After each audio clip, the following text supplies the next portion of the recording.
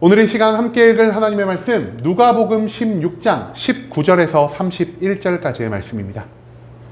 누가복음 16장 19절에서 31절까지의 말씀, 여러분들을 대표해 제가 말씀 읽도록 하겠습니다. 누가복음 16장 19절 말씀부터 제가 쭉 읽도록 하겠습니다. 한 부자가 있어 자색옷과 고운 베옷을 입고 날마다 호화롭게 즐기더라. 그런데 나사로라 이름하는 한 거지가 헌대투성이로 그의 대문 앞에 버려진 채 그 부자의 상에서 떨어지는 것으로 배불리려 하매 심지어 개들이 와서 그 헌대를 핥더라. 이에 그 거지가 죽어 천사들에게 받들려 아브라함의 품에 들어가고 부자도 죽어 장사되매 그가 음부의 고통 중에 눈을 들어 멀리 아브라함과 그 품에 있는 나사로를 보고 불러 이르되 아버지 아브라함이여 나를 긍휼히 여기사 나사로를 보내어 그 손가락 끝에 물을 찍어 내 혀를 서늘하게 하소서. 내가 이 불꽃 가운데서 괴로워하나이다. 아브라함이 이르되 예, 너는 살았을 때에 좋은 것을 받았고 나사로는 고난을 받았으니 이것을 기억하라. 이제 그는 여기서 위로를 받고 너는 괴로움을 받느니라. 그뿐 아니라 너희와 우리 사이에 큰 구렁텅이가 놓여 있어 여기서 너희에게 건너가고자 하되 갈 수 없고 거기서 우리에게 건너올 수도 없게 하였느니라. 이르되 그러면 아버지여 구하노니 나사로를 내 아버지의 집에 보내소서. 내 형제 5이 있으니 그들에게 증언하게 하여 그들로 이 고통받는 곳에 오지 않게 하소서. 아브라함이 이르되 그들에게 모세와 선지자들이 있으니 그들에게 들을지니라. 이르되 그렇지 아니하니이다. 아버지 아브라함이여 만일 죽은 자에게서 그들에게 가는 자가 있으면 회개하리이다. 이르되 모세와 선지자들에게 듣지 아니하면 비록 죽은 자 가운데서 살아나는 자가 있을지라도 권함을 받지 아니하리라 하였다 하시니라. 아멘. 오늘 이 시간 우리는 하나님의 노력이라는 제목을 가지고 오늘 우리가 읽은 하나님의 말씀 함께 나누는 시간 갖도록 하겠습니다. 여러분, 하나님이 우리에게 많은 능력을 주시고 많은 재물을 주시고 우리의 삶의 모든 문제를 해결해 주시는 그 축복을 주는 이유는 과연 무엇일까요? 하나님이 우리를 왜 축복하실까요? 믿음이 좋은 분들이 너무 많습니다. 가장 먼저 많은 분들이요, 하나님이 저를 사랑하시니까 그렇게 주는 것이겠죠? 이렇게 아마 대답을 할 수도 있을 것 같습니다. 맞습니다. 하나님이 우리를 사랑하시기 때문에 우리를 축복하여 주십니다. 하지만 이것보다 더 정확한 정답이 있습니다. 하나님이 우리를 사랑하실 뿐 아니라 사랑하는 우리를 통해 이 땅 가운데 하나님의 나라와 하나님의 뜻을 세우기 위해서 우리에게 축복을 내려주신다는 것입니다. 하나님이 우리를 축복하심으로 이 땅 가운데 하나님의 나라와 하나님의 뜻이 세워지는 것, 그것을 우리는 성경적인 표현으로 어떻게 나타낼 수 있을까요? 바로 사명의 성취라고 표현할 수 있을 것입니다. 즉 하나님의 축복은요, 우리가 이 땅 가운데서 하나님이 나에게 주신 사명을 성취하기 위해 주어지는 것이라는 사실입니다. 그럼에도 불구하고 하나님이 우리에게 주신 모든 것으로 우리는 지금 어떠한 삶을 살아가고 있습니까? 하나님이 우리에게 재물을 주셨다면 우리는요, 이 재물을 하나님을 위해 사용하는 것이 아니라 오직 나의 만족을 위해 사용을 합니다. 하나님이 나에게 건강을 주셨다면 내가 이 건강을 가지고 하나님의 모든 사명을 감당하며 살아가는 것이 아니라 우리가 오직 나의 유익만을 위해 이 건강을 사용할 때가 너무나 많다라는 것이죠. 하나님이 나의 문제를 해결해 주셨다면 우리가 해야 할 것 무엇입니까? 하나님이 계시는 이 예배의 공간으로 나와 하나님께 감사와 영광을 돌려야 함에도 불구하고 우리는 내 문제가 해결되었으니까 더욱더 가볍고 즐거운 마음으로 세상을 향해 나아가는 모습을 보일 때가 훨씬 더 많다라는 것입니다. 그렇기 때문에 우리는요, 이 사명이라는 말이 나올 때마다 조금 부담이 되는 마음을 갖는 것 같습니다. 아유, 또 사명이야? 이 사명 나한테 너무 짐이 되는 것 같아. 아니, 심지어 이 사명이라는 거 우리의 힘과 능력으로 이룰 수 있는 거야? 아무도 이 사명을 이루지 못할 것 같은데 라는 이러한 생각을 우리가 할 때가 너무나 많다라는 것이죠. 그런데요, 이런 사명의 어려움 가운데서 하나님이 우리를 돕고 계셨다는 것, 여러분들 알고 계셨습니까? 우리는요, 사명의 모든 힘든 가운데서 나 혼자만 노력하는 것 같고 나 혼자만 힘들어하는 것 같은데 사실 그렇지 않고 하나님이 나를 사명을 이루게 하기 위해서 많은 노력을 기울이고 계신다는 것을 우리는 오늘 본문에 등장하는 부자와 나사로의 이야기를 통해서 발견할 수가 있다는 것이죠.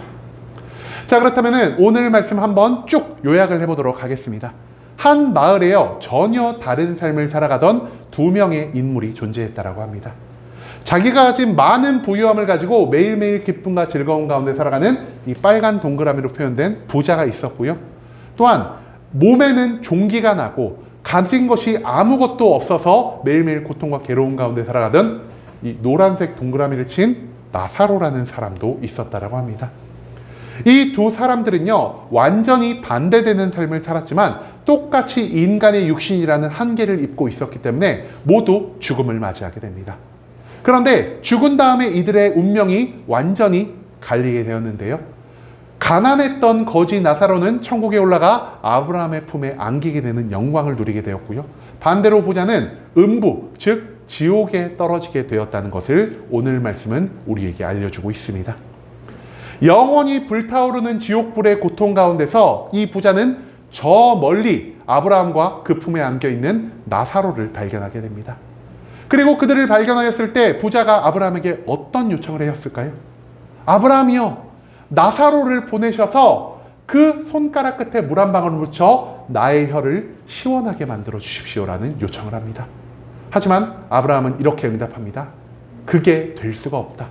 천국과 지옥 사이에는 너무나 커다란 구덩이가 있어서 아무도 이 사이를 왕래할 수가 없다라고 말을 합니다.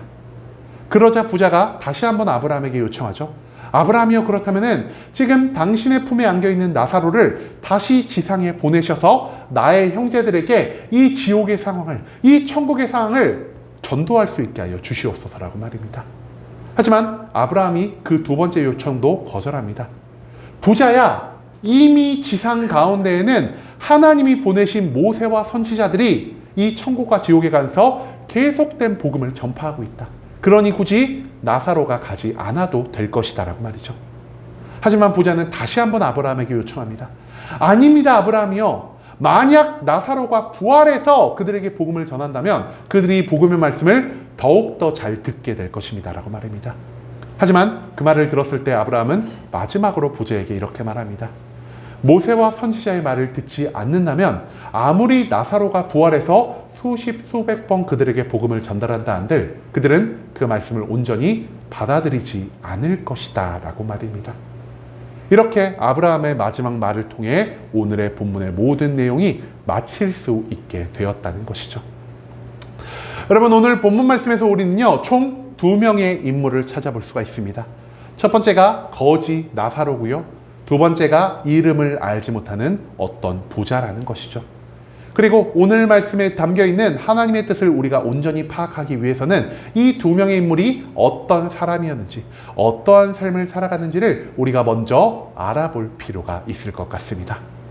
그렇기 때문에 우리가 먼저 이 나사로가 어떤 사람이었는지를 먼저 함께 알아봅시다. 나사로는요, 온몸에 종기가 나서 그 종기로 인해 매일매일 고통과 괴로움 가운데 살아가는 자였다 할 수 있겠습니다. 그렇기 때문에 성경에서는 이런 나사로의 육신의 형태를 뭐라고 기록하고 있죠?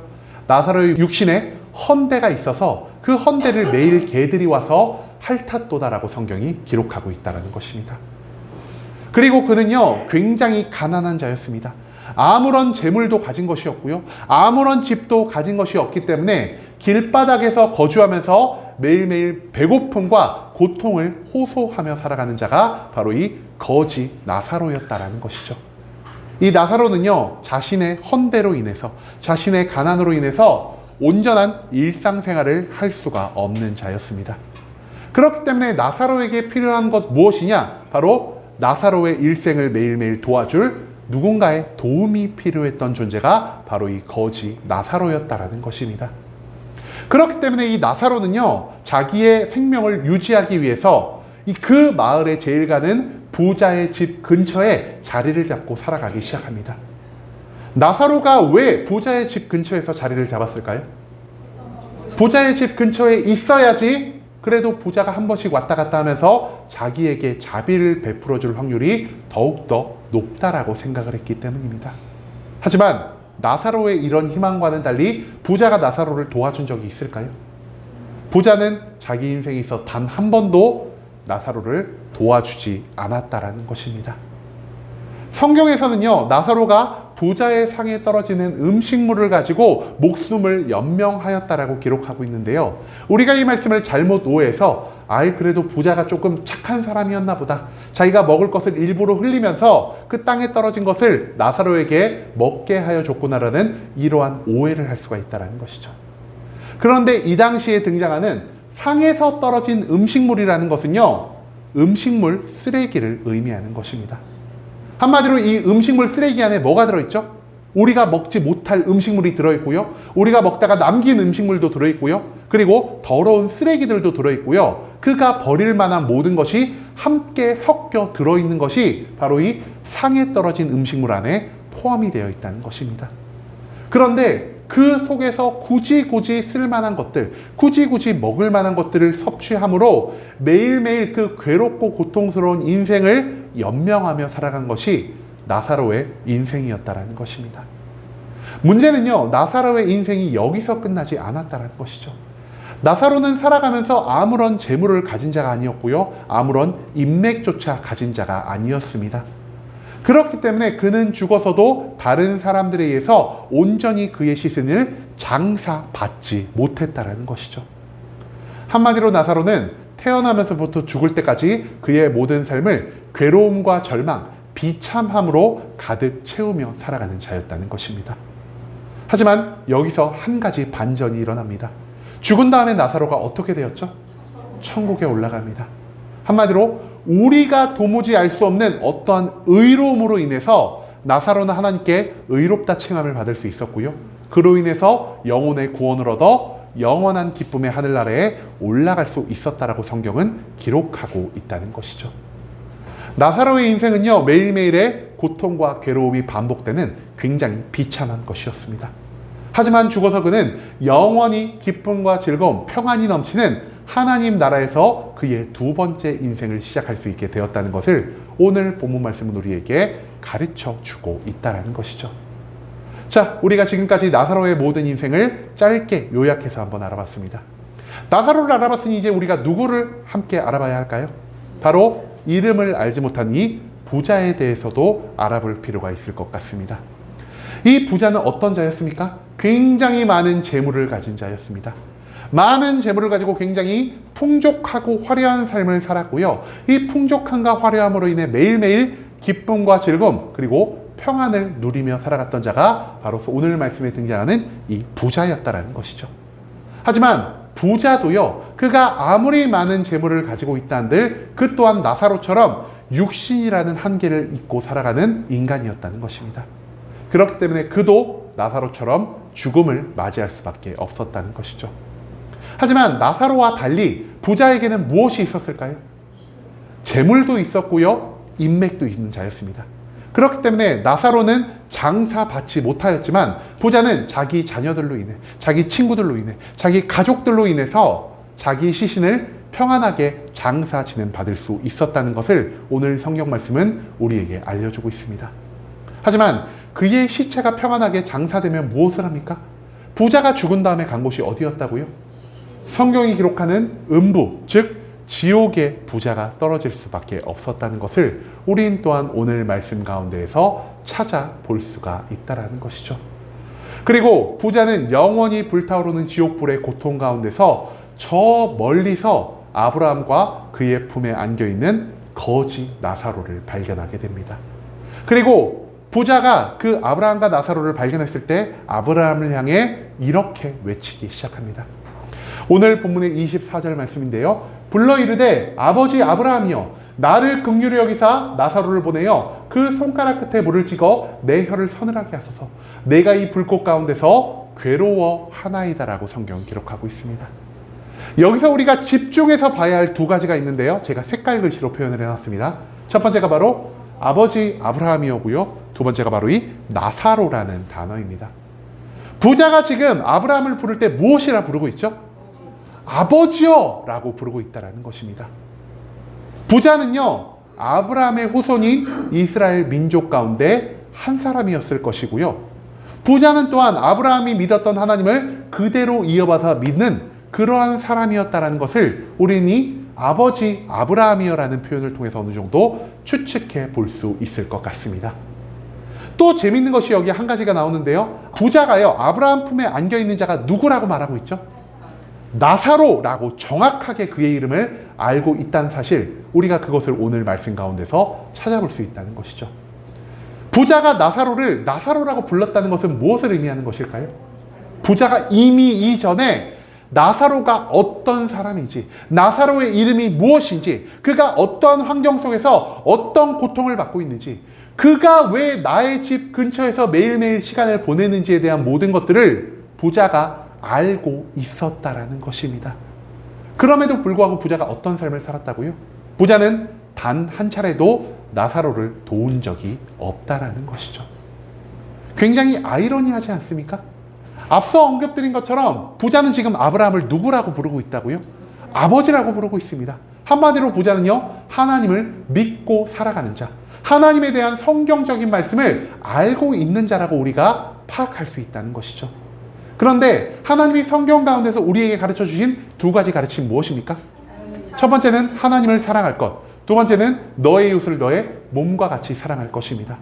그런데 하나님을 믿는다라고 하면서도 나사로의 모든 것들을 알고 있었음에도 불구하고 부자는요, 자신의 재물을 나사로를 위해 단 한 번도 사용하지 않았다라는 것이죠. 부자는 하나님을 믿었지만 자기가 믿는 하나님에 대한 믿음을 온전히 행동으로 나타내며 살아가지 않는 자였습니다. 그리고 우리는 이 모든 말씀을 통해 부자가 가지고 있는 믿음이 무엇인지를 어느 정도 추측해 볼 수 있다는 것이죠. 부자는요, 우연찮게 아브라함의 후손인 이스라엘 민족 중 하나로 태어난 자였고요. 내 아버지가, 내 할아버지가, 내 증조 할아버지가 하나님을 믿었기 때문에 나도 하나님을 믿으면서 하나님의 축복만을 구하며 살아가는 자였다라고 할 수 있겠습니다. 즉, 부자는 하나님을 알고 있는 자였지 하나님을 온전히 믿는 자는 아니었다라는 것입니다. 왜 부자의 믿음이 온전하지 않다라는 것을 우리가 알 수 있을까요? 만약 그의 믿음이 온전했다라면 그는 그 온전한 믿음을 증거하기 위해서 삶의 변화를 만들어냈을 것이고요. 그 믿음에 합당한 행동을 하며 살아가야 했다라는 것이죠. 그리고 부자에게 있어서 그의 삶 가운데서 반드시 이루어져야 하는 두 가지의 것들 중 하나가 무엇이었다라고요? 바로 이웃을 향한 사랑이었다는 것입니다. 한마디로 부자는 그가 진짜 하나님에 대한 믿음을 가지고 있었다면 내 주변에 있는 가장 약한 사람, 도움이 없이는 살아갈 수 없었던 그 나사로를 온전히 도우며 살아가야만 하는 그런 의무와 책임이 있는 자였다는 것이죠. 하지만 그럼에도 불구하고 부자 어떤 사람이었습니까? 내 머리로는, 내 마음으로는, 내 입술로는 하나님을 믿는다라고 말을 하면서도요, 절대 자신의 삶을 변화시키거나 자신의 행동을 하며 살아가는 자가 아니었다라는 것입니다.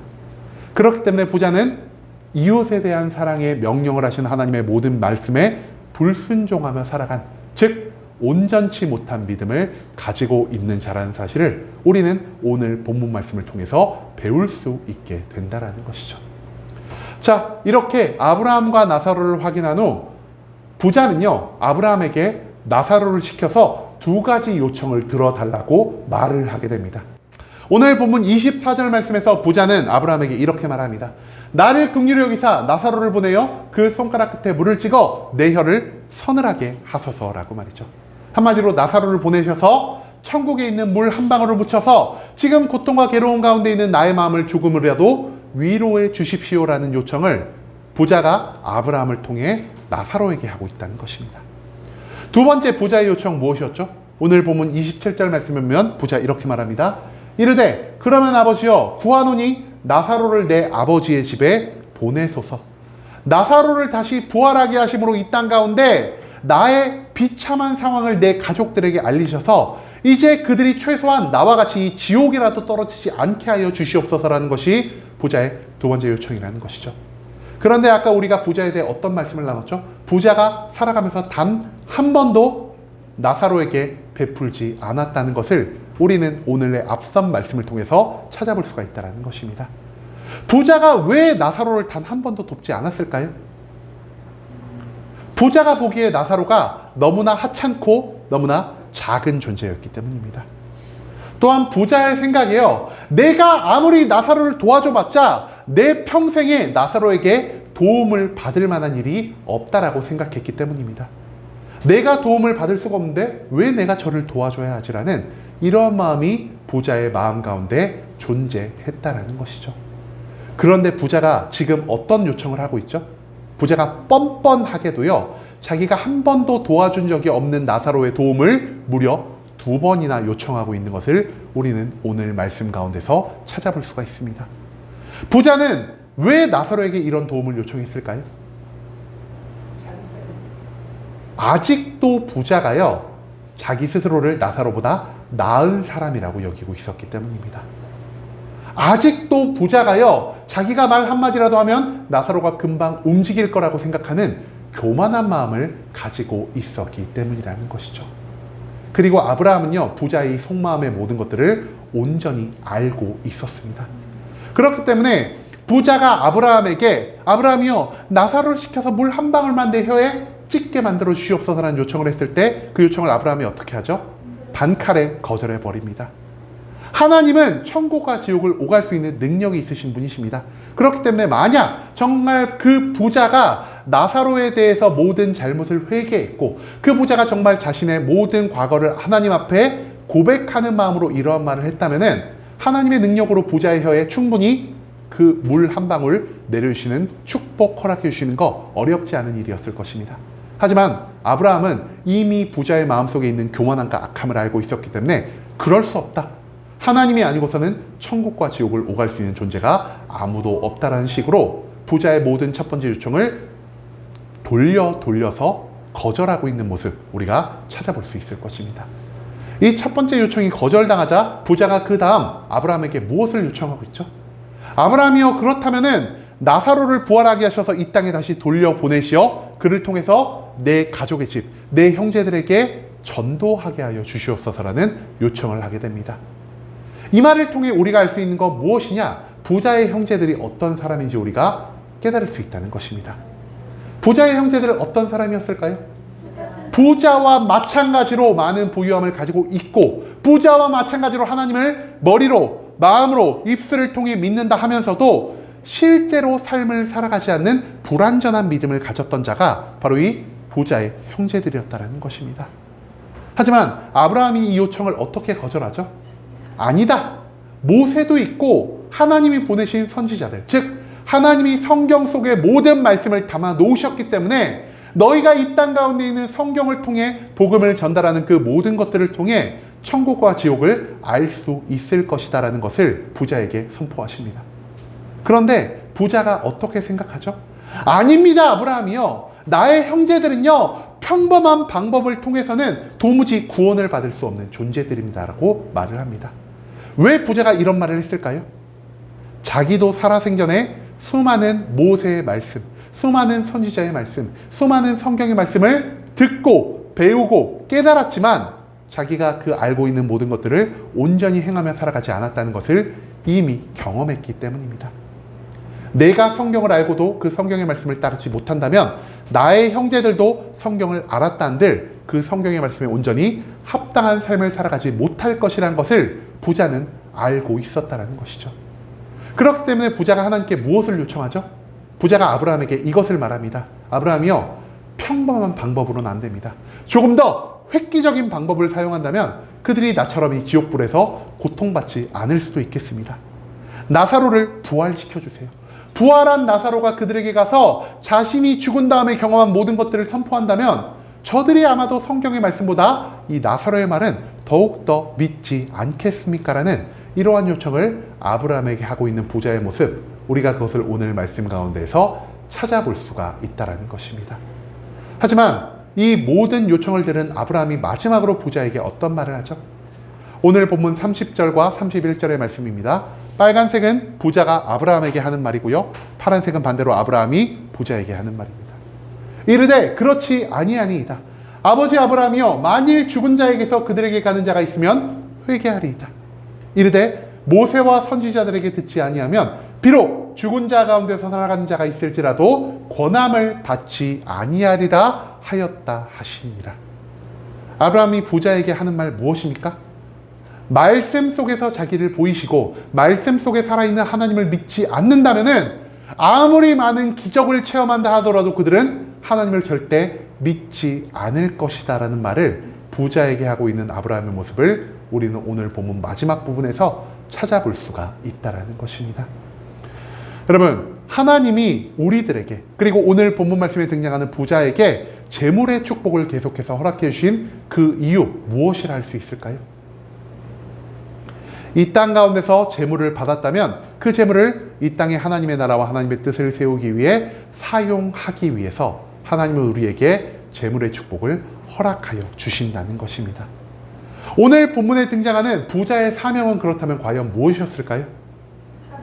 부자는요, 내 주변에 있는 나의 도움이 없이는 살아갈 수 없었던 그 나사로를 매일매일 도움으로 인해 이 땅 가운데 하나님이 살아 계신다는 것을, 하나님이 이 땅 가운데 이웃에 대한 사랑을 원하신다라는 것을 알리며 살아가는 것, 그것이 바로 부자에게 주어진 하나님의 사명이었다는 것입니다. 그런데 부자는 이 사명을 어떻게 했죠?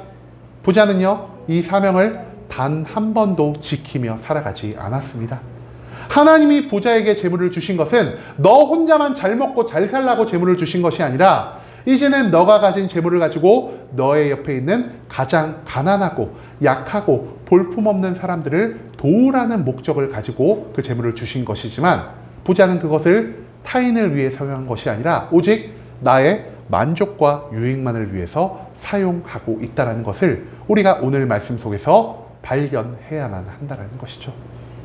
그리고 하나님은요, 하나님이 주신 모든 축복을 하나님의 사명을 위해 사용하는 것이 아니라 오직 나의 만족과 유익만을 위해 잘못 사용하는 그런 모든 행태를 무엇이라고 규정하고 있으실까요? 바로 죄악으로 규정하고 있다는 것입니다.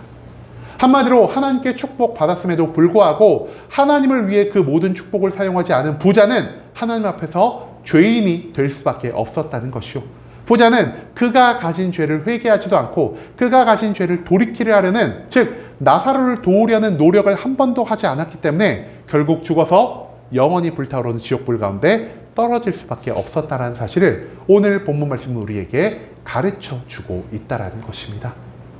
여러분, 부자는요, 하나님의 사명을 온전히 수행하며 살아가는 자가 아니었습니다. 그렇기 때문에 그는 하나님 보시기에 명백한 죄인이 될 수밖에 없었다는 것이죠.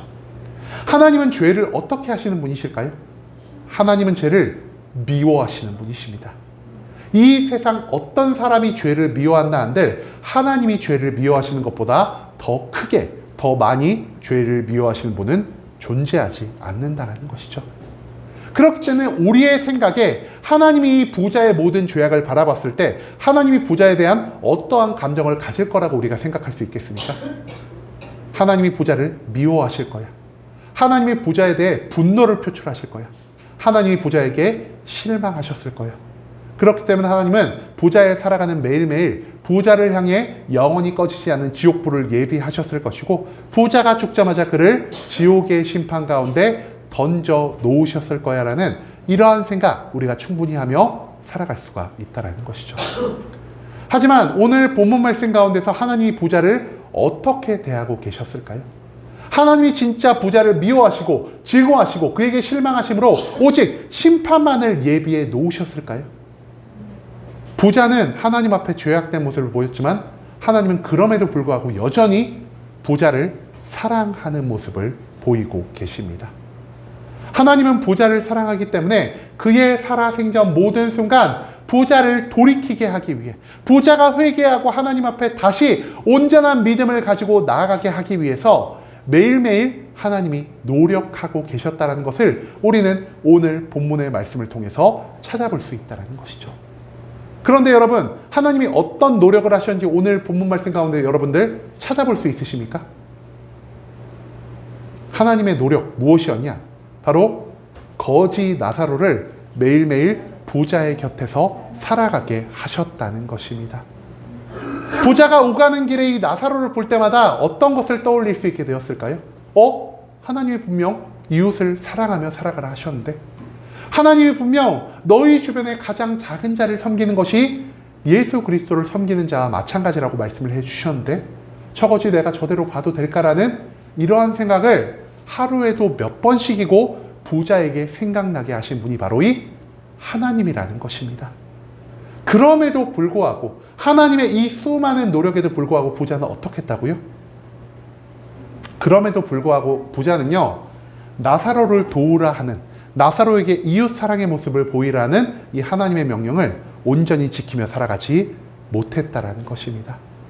나의 만족과 유익을 위해 사용하기에도 재물이 부족한데 내가 어찌 이 재물을 도무지 나와 연관이 없는, 도무지 나를 도와주지 못할 것 같은 나사로를 위해 쓸 수 있겠는가라는 이러한 마음을 부자가 한평생 가지고 살아갔다라는 것입니다. 하나님은요, 부자를 위해 너무나 많은 노력을 하셨습니다. 부자가 나사로를 보며 지나갔던, 하지만 부자가 나사로를 돕지 않으며 지나갔던 그 수십, 수백, 수천, 수만 번 하나님은 매일매일 나사로를 통해서 부자를 향한 자기의 사랑, 부자를 향한 자기의 노력을 계속해 보여주셨다는 것이죠. 하지만 이런 매일매일 반복되는 하나님의 노력에도 불구하고 부자가 어떻게 하였다라고요? 하나님의 모든 사랑 표현을, 하나님의 그 모든 노력을 거부하며 살아갔다라는 것을 우리는 오늘 말씀 가운데서 발견해야만 한다라는 것입니다. 여러분, 우리에게 주신 하나님의 모든 능력과 축복은요, 오직 하나님의 사명을 이루기 위함입니다. 하지만 우리는 오늘 말씀에 나온 이 부자의 모습처럼 하나님이 나에게 주신 모든 것들을 가지고 하나님의 사명을 위해, 하나님 한 분만을 위해 살아가는 것이 아니라 오직 나의 만족과 유익만을 위해서 살아갈 때가 더욱더 많다라는 것이죠. 그런데 아까 우리 말씀에서 찾아볼 수 있었죠? 하나님이 주신 축복을 하나님의 사명을 위해 사용하지 않는다면 우리가 하나님 앞에서 무엇이 된다라고요? 하나님 앞에서 죄인이 될 수밖에 없다라는 것입니다. 즉 여기 앉아 계신 모든 성도님들, 그리고 여기 앞에서 말씀을 전하고 있는 저조차 하나님 앞에서 죄인으로 규정될 수밖에 없는 그러한 운명을 가지고 있다는 것입니다. 그럼에도 불구하고 하나님은요, 죄인으로 살아가는 우리들을 즉시 심판하고 계신가요? 하나님이 우리를 즉시 심판하고 계시지 않는다는 것입니다. 하나님은 악한 부자를 사랑하고 그를 품으셨던 것처럼 여전히 하나님 앞에서 사명을 성취하며 살아가고 있지 않는 우리 죄인들을 사랑으로 품고 계신다는 것이죠. 부자에게 나사로의 모습을 통해서 하나님의 사랑과 노력을 나타내신 하나님이요, 오늘 지금 이 시간 우리에게도요, 내 주변에 있는 모든 상황을 통해서, 내 주변에 있는 모든 사람들을 통해서 나에게 하나님의 뜻을 알려주시려는 그러한 노력을, 그러한 사랑의 모습을 매일매일 반복하여 주신다는 것을 우리는 나의 모든 삶을 통해서 반드시 잊지 말아야 한다는 것입니다. 심지어 하나님의 노력은, 심지어 하나님의 사랑은요, 한두 번 반복하다가 얘가 나의 노력을 받아들이지 않네, 얘가 나의 사랑 표현을 거부하네라고 생각하면 멈추는 것이 아니라는 것입니다. 부자가 나사로를 몇 번이나 봤을까요? 그의 삶 가운데서 최소 수백, 수천, 수만 번 나사로를 보게 되었을 것입니다. 한마디로 하나님의 부자를 향해 하신 노력과 사랑의 모습이요, 수백, 수천, 수만 번, 부자가 태어나서 죽을 때까지 계속해서 반복되는 것이었다는 사실이죠. 그와 마찬가지로 하나님이 우리를 돌이키게 하기 위해, 우리에게 온전한 신앙의 삶을 살아가게 하기 위해 보이신 그 사랑과 노력이 우리의 태어나면서부터 우리가 죽을 때까지 그 모든 매일매일의 삶의 순간 가운데서 끊이지 않고 유지되고 있다는 사실을 우리는 반드시 잊지 말아야 할 것입니다. 우리는 나만 하나님을 믿기 위해 노력하고 나만 하나님의 뜻대로 살아가기 위해 나의 모든 힘과 애쓰는 것을 반복하며 살아간다라는 이러한 생각을 하며 나의 매일매일을 보낼 때가 너무나 많은 것 같습니다. 하지만 오늘 말씀을 통해서 우리가 배울 수 있는 건 무엇이었죠? 나 혼자만 하나님의 사명을 이루기 위해 노력하는 것이 아니라 하나님도 내가 사명을 이루는 삶을 유지하기 위해서 매일매일 나를 위해 힘쓰고 애쓰신다라는 사실을 오늘 본문 말씀은 우리에게 가르쳐 주고 있다라는 것입니다. 내가 빗나가더라도, 내가 하나님을 배신하더라도, 내가 하나님의 모든 사랑과 노력의 표현을 거부하며 살아간다 하더라도 하나님은 나를 돌이키기 위해, 나와 함께 영원한 천국에서 기쁨과 즐거움과 평안의 삶을 보내기 위해 나를 향한 사랑과 노력을 멈추지 않은 분이시라는 사실을 오늘 본문 말씀은 우리에게 가르쳐 주고 있다는 것이죠. 이제는 나를 향한 노력을 멈추지 않으시는 하나님의 사랑을 잊지 않을 수 있기를 소망합니다. 내 주변에 있는 모든 약자들은요, 이웃 사랑의 계명을 실천하기 위해 나를 위해 예비하신 하나님의 노력이십니다. 내 주변에 죄악을 범하며 살아가는 사람들이 너무나 많다면 그 죄악된 사람들 가운데서 하나님의 거룩을 나에게 강권하고 계시는 하나님의 노력이라는 사실을 우리가 기억할 수 있기를 소망합니다. 내 주변에 모든 고통과 괴로움이 발생한다라면 그 고통과 괴로움을 극복함을 통해 내가 이 땅 가운데서 하나님의 사명을 성취하기 위한 능력을 얻게 하시려는 하나님의 사랑과 관심이 그러한 방식으로도 표현될 수 있다는 것을 우리가 절대 잊지 않을 수 있기를 소망합니다. 삶의 모든 장소에서 찾을 수 있는 하나님의 사랑을, 하나님의 노력을 기억하며 이제는 우리가 부자처럼 하나님의 그 모든 노력을 거부하며 살아가는 것이 아니라 하나님이 나에게 보이신 사랑과 노력에 합당한 삶의 변화를 이끌어낸 다음 그 삶의 변화를 통해 나의 믿음을 증거하고 나의 온전한 믿음을 통해 하나님이 예비하신 영원한 하늘나라에서 기쁨과 행복과 평안의 삶을 누리며 살아갈 수 있는 순복음 함께하는 교회 모든 성도님들이 될 수 있길 간절한 마음으로 소망하겠습니다.